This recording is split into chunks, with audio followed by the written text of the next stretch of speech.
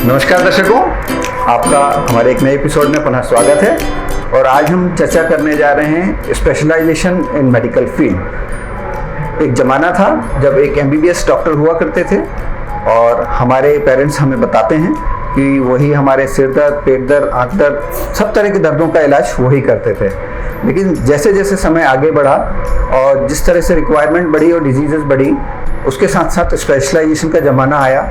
और अब ये स्थिति है कि एक छोटी से छोटी जो स्पेशलिटी है उसके अंदर भी बहुत सारी सब स्पेशलिटीज़ आ गई हैं। तो आज हम चर्चा करने जा रहे हैं कि आँखों की चिकित्सा के क्षेत्र में किस तरह के बदलाव आए हैं और उन बदलावों से पेशेंट्स को किस तरह के फ़ायदे मिल रहे हैं। तो इस सब की चर्चा करने के लिए आज हमारे साथ मौजूद हैं सुदर्शन नेत्रालय के निदेशक एवं वरिष्ठ नेत्र रोग विशेषज्ञ डॉक्टर प्रतीक गुर्जर। तो सर, आपका बहुत बहुत स्वागत है। और आज की हमारी चर्चा जो है बीमारियों से ज़्यादा स्पेशलाइजेशन पर केंद्रित है।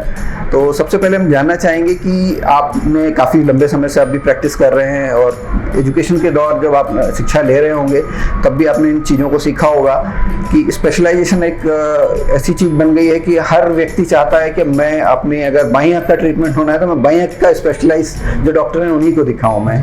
तो किस तरह का दौर आपने देखा है और किस तरह की चीज़ें आप पाते हैं? मैं कहूँगा बहुत बदलाव आया है जिस तरह से खास करके आई के फील्ड में, ऑफ्थेल्मोलॉजी जिसको कहते हैं, हम ऑफ्थेल्मोलॉजी की फील्ड में अभी पिछले 20 साल में बहुत बदलाव आया है। और इसके जो जनक रहे हैं, इसके जो जिनको श्रेय देना चाहिए इस चीज़ को लाने का, हिंदुस्तान में, इंडिया में लाने का, वो डॉक्टर एस बद्रीनाथ जी हैं। ये बहुत जाना माना नाम है ऑफ्थेल्मोलॉजी में। शंकर नेत्रालय के चीफ या शंकर नेत्रालय का जिन्होंने फाउंडेशन रखा वो डॉक्टर एस बद्रीनाथ जी, उन्होंने ये कॉन्सेप्ट इंडिया में लाया। पहले तो इंडिया में कॉन्सेप्ट ही नहीं था ऑफ्थेल्मोलॉजी में सब स्पेशलिटी का, 1980s में, बैक इन 1980, बहुत पहले से। तो आँख के अंदर, क्योंकि आँख एक जटिल अंग है, बहुत जटिल अंग है, छोटा सा है पर बहुत जटिल अंग है। उसके बहुत सारे पार्ट्स हैं, बहुत सारे कंपोनेंट्स हैं और उसका एक बहुत मेजर काम है कि आँख से रोशनी को ट्रांसमिट करके ब्रेन तक सिग्नल भेजना। तो इसके लिए अलग अलग अंगों के लिए, आँख के अलग अलग भागों के लिए अलग अलग स्पेशलिटीज़ को डेवलप करना, सब स्पेशलिटीज़ को डेवलप करना, ये काम तब से शुरू हुआ। धीरे धीरे करके ये डेवलप होता चला। जी। तो डॉक्टर साहब, जो आप बता रहे हैं कि 20 साल पहले से ये यात्रा शुरू हुई है स्पेशलाइजेशन को लेकर के, तो जो स्पेशलाइजेशन आए हैं वो किस तरह के स्पेशलाइजेशन आए हैं उनके बारे में थोड़ा बताएं आप। जी देखिए, आँख के रोग जो होते हैं वो बहुत जटिल होते हैं और बहुत अलग अलग होते हैं। और बच्चों की आँख की संरचना बड़ों की आँख की संरचना से बिल्कुल भिन्न होती है। इसी तरह आँख के कंपोनेंट्स अगर हम कहें, पार्ट्स कहें, तो जैसे कॉर्निया है, बाहर की सफ़ेद झिल्ली, अंदर लेंस हुआ, उसमें बीच में एक स्ट्रक्चर होता है, उसको कहते हैं हम यूवियल टिश्यू। फिर आँख के अंदर जो पानी बनता है उसकी निकासी होती है, उसके लिए ग्लोकोमा। आँख के पीछे का जो पर्दा होता है, विट्रस होता है, उसके लिए रेटिना। पीछे की जो नस होती है उसके लिए न्यूरो ऑफ्थेल्मोलॉजी। आँख की जो लिड्स होती हैं, बाहर का जो हिस्सा है, इसके लिए ऑक्यूलोप्लास्टी।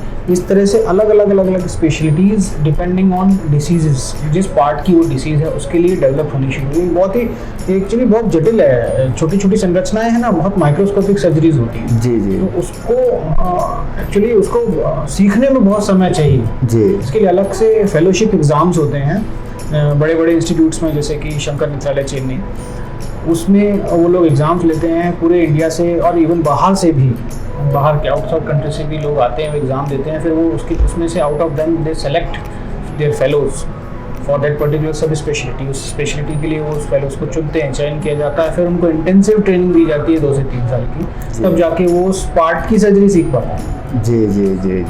तो ये तो बहुत ही ऐसी जानकारी है जो आप कह रहे थे, जैसे हमारी चर्चा भी होती है आपसे, तो आपने बताया था कि साउथ इंडिया में इसको लेकर के काफ़ी अवेयरनेस है और साउथ इंडिया में स्पेशलाइजेशन को लेकर के मतलब मेडिकल फ्रेटर्निटी भी काफ़ी एक्टिव है।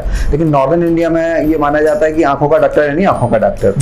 तो ये मिथ तोड़ने के लिए आपने अपने अस्पताल में अलग अलग स्पेशलिटी के लोगों को हायर किया है और आप उनके साथ मिलकर के पेशेंट्स को सर्विसेज दे रहे हैं। तो थोड़ा सा हम ये भी जानना चाहेंगे कि ये विचार आपके मन में कब आया और ये आप किस किस तरह की स्पेशलिटीज़ को यहाँ ऑफर कर रहे हैं? जब मैं शंकर नेत्रालय चेन्नई में कॉर्निया रिफ्रैक्टिव सर्जरी की फेलोशिप कर रहा था तब मैंने ये अनुभव किया कि ये चीज़ नॉर्थ इंडिया में बहुत लैकिंग है।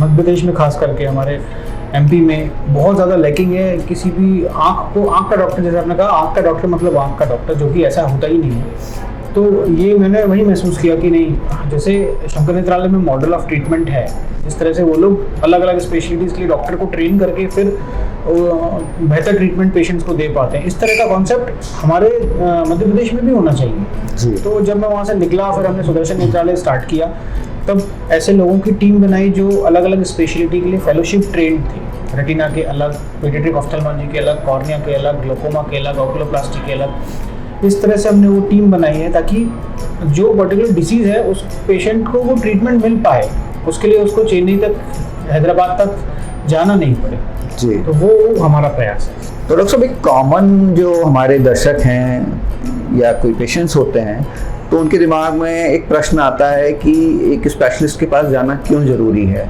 उससे उसको क्या फ़ायदा मिलेगा? थोड़ा इस बारे में हमें मार्गदर्शन दें।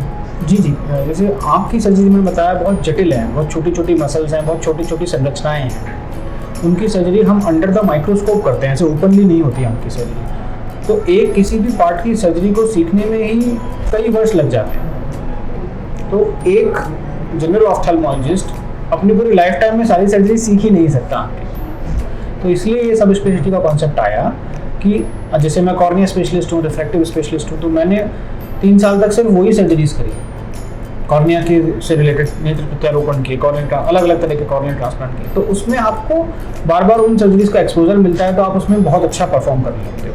इसी तरह ग्लोकोमा का जो फेलोशिप होगा वो ग्लोकोमा की ही सर्जरीज करेगा, काले पानी की सर्जरी। रेटिना वाला सिर्फ रेटिना की सर्जरीज करेगा एक्सटेंसिव 3 साल तक। तो वो उसमें जो आउटकम होता है पेशेंट का वो बहुत अच्छा होता है, मतलब रिजल्ट्स बहुत अच्छे आते हैं। सर्जिकल रिजल्ट्स बहुत अच्छे हो जाते हैं। जी। तो डॉक्टर साहब, इन जानकारियों के लिए बहुत बहुत धन्यवाद। हम आशा करते हैं कि दर्शकों के दिमाग में जो प्रश्न थे, खास तौर से कि स्पेशलिटीज़ क्यों ज़रूरी हैं, या एक आँख का डॉक्टर केवल आँख का डॉक्टर होता है, तो ये मिथ तोड़ने में भी इस वीडियो एपिसोड से आपको सहायता मिलेगी। और अगर आपको इस बारे में और कुछ जानकारी चाहिए, या आप स्पेशलिटीज़ को लेकर के, अलग अलग स्पेशलिटीज़ को लेकर के आप जानना चाहते हैं कि क्या स्पेशलिटीज़ अवेलेबल हैं और इनकी ज़रूरत क्यों पड़ती है, तो आप हमें कमेंट बॉक्स में लिख सकते हैं और हम आपको जल्द ही आपके प्रश्नों के उत्तर देने का प्रयास करेंगे। आज का एपिसोड हम यहीं समाप्त करते हैं। बहुत बहुत धन्यवाद।